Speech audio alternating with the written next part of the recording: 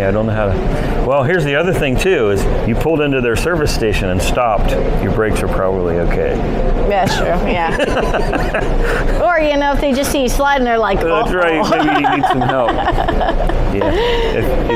If you pass through the 40s, of course, the biggest iconic thing about the 1950s was, the drive-in era. And drive-in theaters. Wow, you don't see those anymore. We've created and named this after the Sunset Drive-In, which I believe was, if I'm not mistaken, was based in New Jersey, was the second drive-in in America. Oh, wow. Second drive-in in New Jersey. That's pretty cool. I think it was the second drive-in ever. We are actually going to do a online talk that we can welcome people through our website to discuss why Americana and the drive-in were so popular.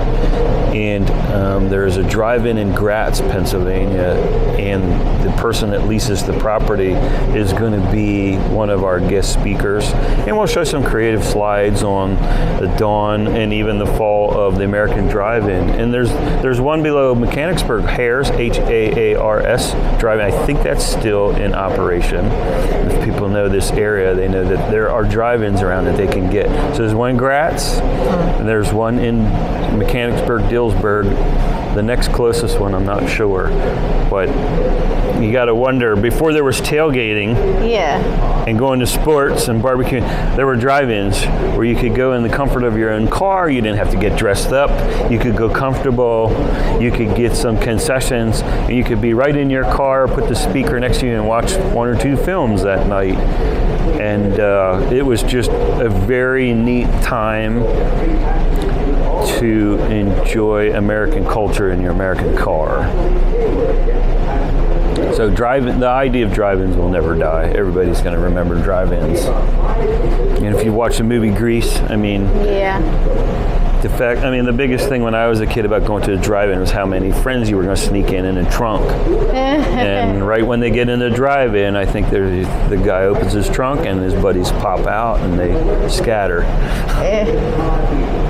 Yep, they charge you per car. Oh, wow. I love that jukebox. That jukebox, we need a little help from some volunteers that are good at fixing electronics. So it looks neat, but it currently doesn't work. That's sad. I remember seeing these all the time, at A&M and stuff back in the 80s. Yes. Now you don't see them no more. Pizza Hut. Yep. Pizza Hut Pizza Hut. Was the last of the jukebox holdouts. So we have a diner working.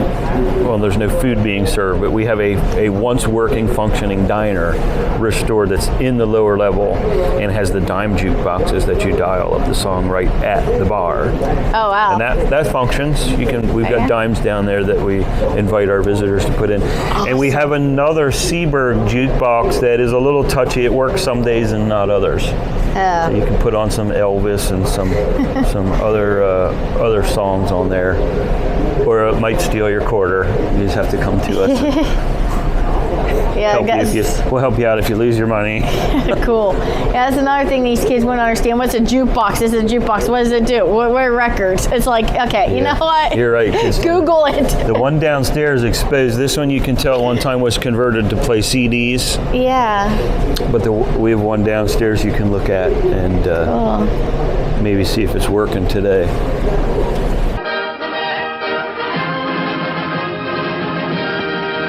That was once Betty White's car. And when she had cars, she would nickname them, animals. She had an Eldorado Cadillac that was yellow that she called the Canary. This one, her husband got the neatest color he could order, and she dubbed it the Parakeet. There is a picture on the dash, and what I'll do is we'll come in and we'll talk more about this. There's a picture on the dash of her driving that car with Carol Channing in the back. She donated that car to her favorite animal shelter out in California, and they sold it and got the proceeds because she was just an avid animal lover. The man that bought it from the animal shelter fixed some things and preserved the car. And then another Betty White fan bought the car from him, Nick Ferrantino from Texas. Bought this car, loved it for a while, and he donated it to us with the story of it being Betty White's, one of Betty White's. She didn't she obviously wasn't super in love with the car. I mean, she donated it, but this was one of her cars that her husband bought. So you can see she and Alan and some registration from California. Her cell phone is still in there. What? There is a plaque that the dealer put in there with her name, and I'll come back in here and we'll remove the barriers and you can look in there closer and see it. Sounds good. Thank you. You got it. Oh gosh. That's her cell. Oh yeah, that was nothing like my mom's cell phone, but I can't wait till he comes back till he gives me the barriers. Oh my gosh. I'm gonna cry. It was expensive when you got here. We got Betty White's car, man. Freaking Betty White. Her actual cell phone's in there.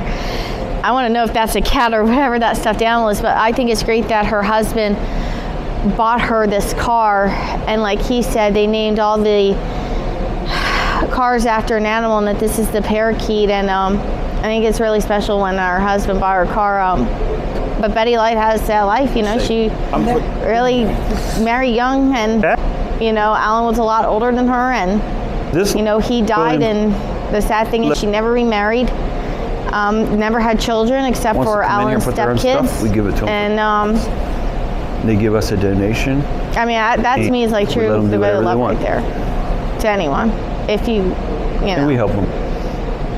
But that's good that she likes animals, because I did like animals too. And like I said, this is a #1 hit show. I remember watching this show every night with my dad and my mom and my sister. But every time when there was reruns, my dad would always make us watch it. Always.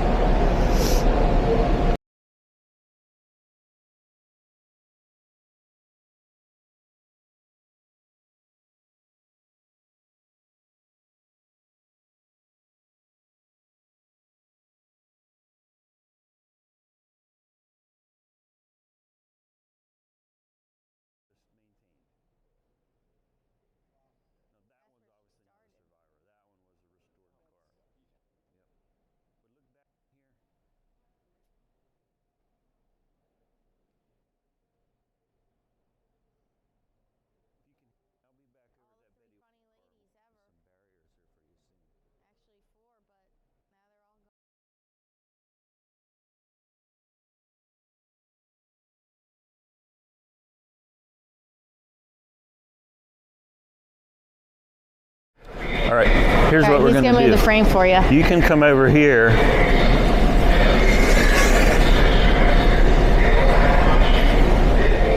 A couple years ago, we were contacted by the producers of Jay Leno's Garage.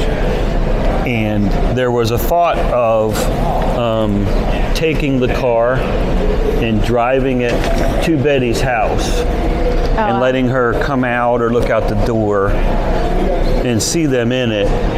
But it was an idea that just never went anywhere. But so yeah, here's Betty driving in the parakeet with Carol Shanning in the back seat. So that's Carol Shanning then. That is, yeah. Cool. She was an actress that was kind of like a skinny, funny lady who was on Hollywood Squares and was like a comedian, and I guess they were friends. But yeah, so Alan Ludden bought this for her new. And it's a loaded up car. It's got power steering and brakes and tilt, and it has even an exterior thermometer on it. You can look here and see the temperature. Power windows and seats, and we maintain it and make sure it runs and drives. Nice. I wish I could sit in it. Well, why don't you? Really? Yeah, go ahead. Oh my gosh, thank you. I mean, this is the lady that did inspire me to be funny. Don't play with the horn. I won't. It's disconnected. I cannot believe I'm sitting in Betty White's car. How awesome is this? You don't get to sit in a There were a lot of Golden Girls fans here. I am a huge fan, like for real. A couple weeks ago, we had a little celebration on her birthday, or day before her birthday. How are you? This is awesome. You want to sit in it? You can get her plaque then too, with her name on it. Is it okay if I sit? Yeah. Here, I'll get out. So yeah, we drove it in and out of here. There is a Cadillac LaSalle Club that always invites us to their car shows and functions. Last year in Macungie, Pennsylvania, they had a Cadillac meet. No, they had a car show meet, but the featured car was a Cadillac, and they specifically asked us to bring some of our Cadillacs in our collection, including this one. So Cadillac people know Betty White had this, and she also had a Cadillac Eldorado, a yellow one that she named it the Canary. I don't know where that one is. Okay.